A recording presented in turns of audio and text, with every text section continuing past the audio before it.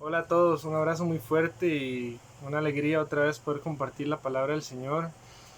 Como siempre, le pedimos al Señor primero que todo que traiga revelación a todas las personas, tanto a mí para compartir la palabra desde aquí, como a todos los que van a escucharla y a recibirla, para que el Señor a través del Espíritu Santo ponga revelación y entendimiento. Entonces le vamos a pedir, Señor, te bendecimos y te damos las gracias porque todas las cosas que tú nos das, Señor, de ti vienen, de ti provienen, en ti existimos, en ti nos mantenemos, en ti tenemos todas las cosas y te damos las gracias porque tú nos diste tu palabra para conocerte mejor, para encontrarte, para poderte, Señor, entender a través de la revelación que trae el Espíritu Santo a nuestra vida. Te pedimos en este día, Señor, que nos bendigas con ese regalo, el regalo de tu revelación, el regalo de la sabiduría, Señor, a través de tu palabra. Y te pido, Señor, que pongas en mi boca las palabras correctas para eh, las palabras que tú quieres para que sean escuchadas por las personas, Señor, que vayan a tener acceso a este video. Igualmente, revelación y sabiduría, entendimiento de parte tuya, Señor, para las personas que lo vayan a escuchar y que todos nos podamos edificar mutuamente como un solo cuerpo, como miembros todos de un solo cuerpo que es el de tu Hijo Jesucristo. Bendecimos tu nombre y te damos las gracias en el nombre del Señor Jesús. Gracias Padre, Hijo y Espíritu Santo. Amén. Entonces quería compartir una palabra de Eclesiastés. Eclesiastés capítulo 1 y versículo 15.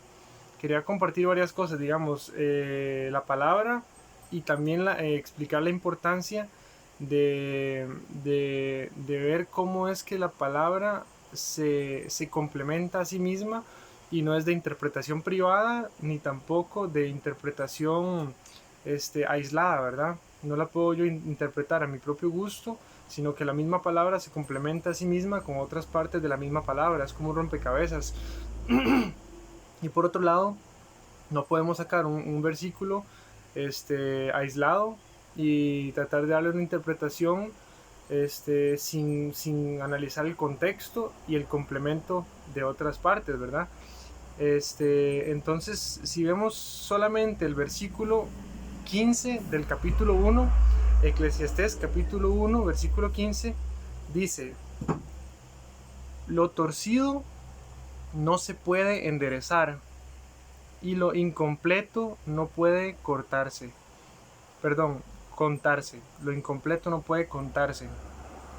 Entonces, en esta palabra, lo que me llamó la atención es que si a veces se habla de una manera un poco metafórica, entonces si decimos que lo enderezado no, perdón, que lo torcido no se puede enderezar, entonces muchas veces podemos relacionar esa palabra directamente con nosotros y pensar, bueno, tal vez lo que está queriendo decir esa palabra es que si una persona es rebelde no se va a enderezar, va a morir rebelde, el que es drogadicto muere drogadicto, el que es lo que sea, ¿verdad? O sea, independientemente de qué podamos considerar estar torcido, tal vez esta palabra nos hace entender, si la queremos dar una interpretación directa o superficial, podemos tal vez interpretar, bueno, yo no puedo pretender enderezar una persona. Hay muchos dichos dentro de la cultura popular, por ejemplo, hay uno que dice, el perro que come huevos ni quemándole el hocico, ¿verdad? Así lo dicen. Y hay otro montón de dichos que nos hacen pensar que la gente no cambia, ¿verdad? Que la gente es y va a ser lo que es, porque a veces nos como que perdemos la esperanza de que la gente cambie o entienda alguna cosa de bien. Sin embargo, la palabra no está queriendo decir eso, ¿verdad? Entonces es importante profundizar más en lo que la palabra está queriendo decir, primero contextualizándola, a ver qué está diciendo el resto del capítulo en el que está ese versículo, y también complementarlo con otras partes de la palabra que me van a aclarar lo que se está queriendo decir. Entonces ahí, digamos, leímos el Eclesiastés capítulo 1 versículo 15. Ahora vamos a leer Eclesiastés 1, pero a partir del 12, del 12 al 15.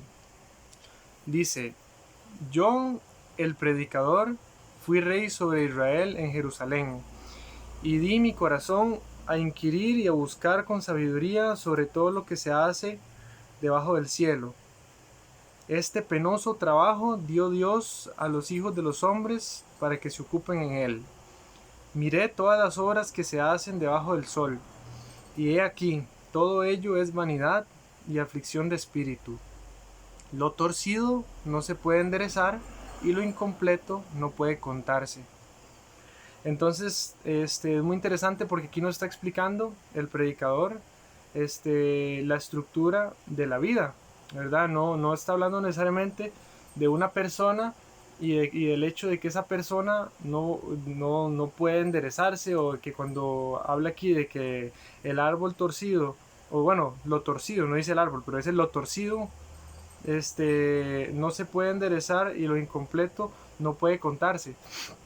Uno puede pensar eso, ¿verdad? Que está hablando de eso, pero en el contexto del resto del capítulo vemos que está hablando sobre la vida, ¿verdad? De que él dice aquí, di mi corazón a inquirir y a buscar con sabiduría sobre todo lo que se hace debajo del cielo.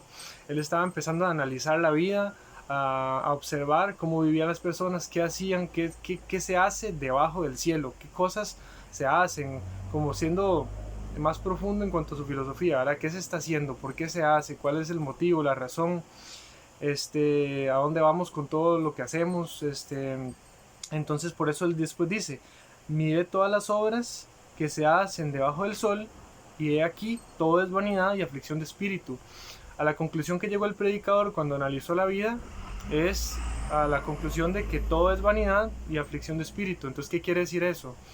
Yo pongo el ejemplo de que, por ejemplo, vamos a ver, cuando limpiamos la casa, tenemos que seguirla limpiando constantemente porque nunca llegamos a una plenitud, a una perfección, porque la realidad que diseñó Dios es una realidad temporal imperfecta. Digamos, la plenitud y la perfección están con Él. Por eso anhelamos su reino, anhelamos su venida, anhelamos estar con Él, para llegar a la plenitud y a la perfección. Sin embargo, dice la palabra también que todas las cosas las hizo hermosas en su tiempo. Entonces, aunque esto no sea aún el tiempo de la plenitud junto con Él, sigue siendo hermoso, y por eso nos apegamos y lo disfrutamos, pero no terminamos de entender bien muchas cosas. Entonces sigue siendo en parte lo que conocemos. No conocemos todo, conocemos parte de los pensamientos de Dios, parte de la comprensión plena que Dios quisiera que tuviéramos de la vida. Tenemos parte de eso, no tenemos todo el conocimiento, pero entendemos en parte. Entonces, cuando dice aquí, vamos a poner más ejemplos. Por un lado, limpiamos la casa y nunca deja de volverse a ensuciar. Entonces no hay un momento en el que uno llegue y dice, bueno, ya hoy barro la casa y no se va a volver a ensuciar nunca más, sino que sabemos que lo que hacemos es temporal, que puede quedar brillando la casa un día, pero se va a volver a ensuciar, va a ser necesario volver a limpiar la casa. Igual con otras cosas, si yo voy, cocino, como y desayuno, digamos, pero luego tengo que hacer almuerzo, luego tengo que hacer cena, el día siguiente tengo que volver a hacer desayuno, luego tengo que volver a hacer almuerzo, luego tengo que volver a hacer cena, y no termina esa constante aflicción, digamos, de tener que estar ocupados en tareas que nunca terminan, ¿verdad? Que nunca se llega a esa plenitud de, bueno, ya limpié mi casa y se queda limpia y puedo descansar de esto, nunca más. O ya, bueno, ya comí, no vuelvo a tener hambre. O, ¿verdad? Siempre hay tareas en las que nos tenemos que ocupar.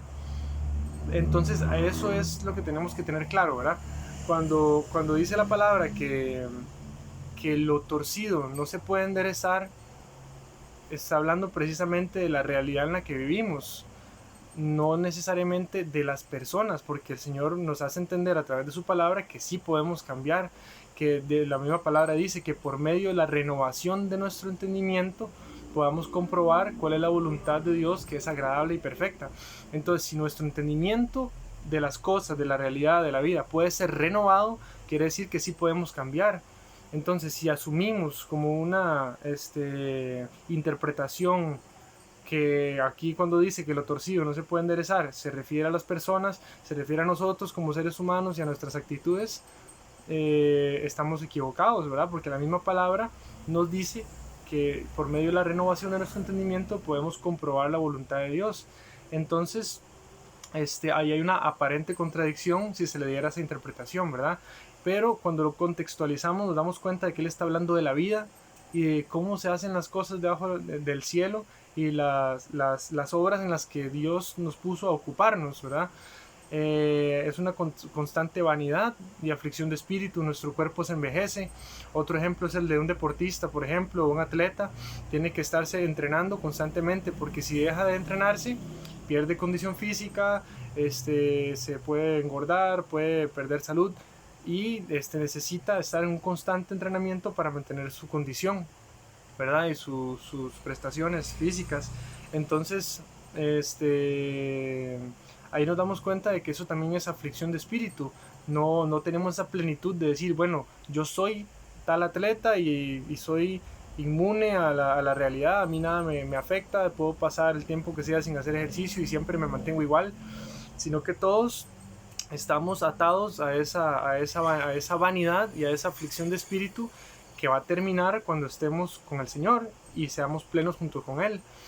Entonces, es importante entender lo que la palabra quiere decir en este contexto, ¿verdad? Dice, lo torcido no se puede enderezar. Dios hizo una realidad torcida, por decirlo así. Lo que Él diseñó torcido no lo podemos enderezar por más que queramos, ¿verdad? Entonces, si yo tengo por fuerza que seguir haciendo algo, lo tengo que hacer, quiera o no, porque es la realidad que Dios diseñó. Entonces tengo que adaptarme a lo que el Señor diseñó y no renegar ni quejarme, sino entender lo que los propósitos que tenía el Señor detrás del diseño de sus obras, ¿verdad? Cuando Él diseñó una realidad con aflicción de espíritu, no es para hacernos sufrir ni para molestarnos, sino para generar un carácter en nosotros que soporte las pruebas, que a pesar de las dificultades salga adelante, que seamos victoriosos, que tengamos esperanza, fe, confianza en Él, ¿verdad? Entonces ahí vemos que esta palabra, eso es lo que está queriendo decir, y también dice, hilo incompleto no puede contarse. A veces uno desearía simplemente ya llegar a la plenitud, ¿verdad? Y decir, bueno, ok, el mismo ejemplo, limpio mi casa, la tengo que barrer 10 veces, a la 10ª vez que la barra, ya sé que nunca más la tengo que volver a barrer porque es la vez definitiva, pero no sabemos cuántas veces la vamos a tener que limpiar, no sabemos cuántos días vamos a tener de vida, no sabemos no sabemos nada, ¿verdad? En ese sentido. Entonces, lo único que se puede contar y estar completo es lo que está pleno, lo que es lo que llega a una plenitud, ¿verdad? Entonces dice, y lo incompleto no puede contarse. Este, entonces hay que entender que esta palabra lo que está haciendo énfasis es a la vanidad de la vida, y a la vacidad realmente de significado de muchas cosas, ¿verdad?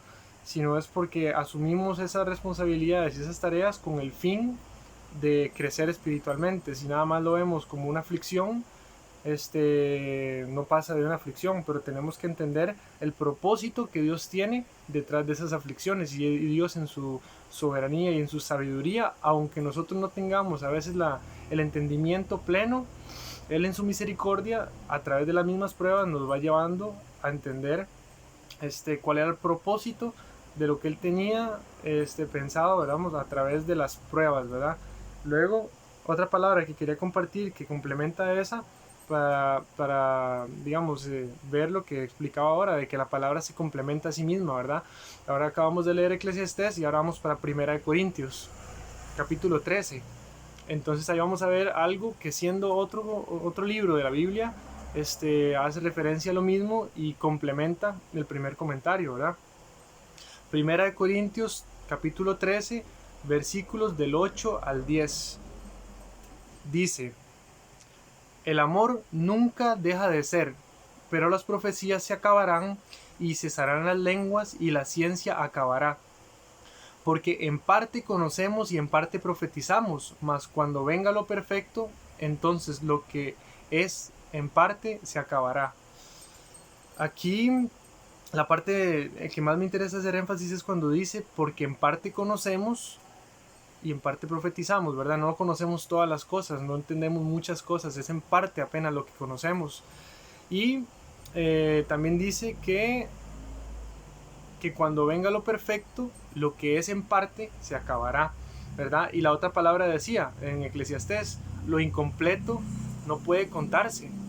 Entonces, vea que las dos palabras está hablando de una realidad incompleta, que no está plena todavía, que esa plenitud viene a nosotros cuando estamos con el Señor. En este tiempo, en el tiempo que duramos en esta vida, lo más cerca que podemos estar de la plenitud es del conocimiento de la palabra de Dios y de tener una relación viva con el Señor Jesús. No hay otra plenitud en nuestra vida que no sea esa, ¿verdad? Porque somos seres espirituales en un cuerpo de carne que se va a morir, pero nuestro espíritu es eterno. Entonces, vemos que la plenitud realmente se esconde en Cristo. Dice la palabra que nuestra vida está escondida en el Señor Jesús. Entonces, para terminar esto, vamos a Colosenses capítulo 2, versículos del 8 al 10. Colosenses 2, 8 al 10. Dice, mirad que nadie os engañe por medio de filosofías y huecas sutilezas, según las tradiciones de los hombres, conforme a los rudimentos del mundo, y no según Cristo, porque en él habita corporalmente toda la plenitud de la deidad, y vosotros estáis completos en él, que es la cabeza de todo principado y potestad. Entonces vemos aquí lo mismo que está diciendo, ¿verdad? Que es en el Señor Jesús donde está la plenitud y que nosotros estamos completos en Él. Entonces, es importante entender que la palabra cuando dice lo torcido no se puede enderezar y lo incompleto no puede contarse, no está haciendo referencia a que nosotros no podemos cambiar ni que tenemos que rendirnos en ese propósito de ser mejores para el Señor, sino de que la realidad que Dios hizo, ya la hizo con un diseño donde no podemos luchar contra Él, no podemos luchar contra Dios. Lo que Dios hizo torcido, nadie lo puede enderezar y es perfecto. Sin embargo, a veces nosotros no entendemos el porqué de ciertas aflicciones o pruebas, pero es interesante, para decirlo así, lo que Dios hizo torcido es para enderezarnos a nosotros, ¿verdad? Por decirlo en esas palabras. Y vemos que lo perfecto llegará cuando estemos con el Señor y la plenitud se esconde en Él, ¿verdad? Entonces ya cuando estemos con Él, dice, se acabarán las profecías, la lengua, la ciencia, pero su palabra y el amor permanecerán. Y dice, ¿verdad? Que Él enjugará las lágrimas de todos los que lloran, que Él consolará, que Él nos dará esa plenitud.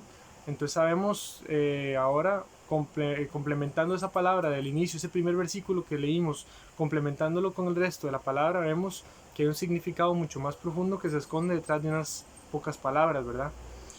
Entonces, bueno, en el nombre del Señor Jesús, espero que quede claro el mensaje que se quería compartir y que el Señor, con su gracia y a través del Espíritu Santo, nos dé la revelación y la comprensión de lo que Él quería compartir.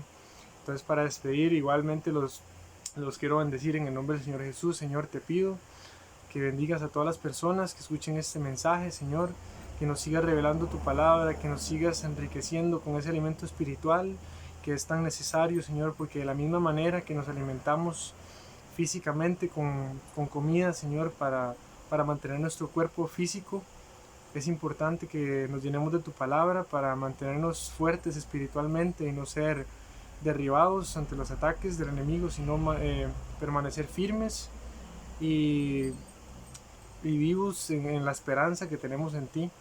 Te damos las gracias, Señor, por todas las cosas y te pido que bendigas a las personas que están escuchando este mensaje, Señor, y que la revelación de tu palabra sea sobre todos nosotros a través del Espíritu Santo y nos bendigas en el nombre del Señor Jesús.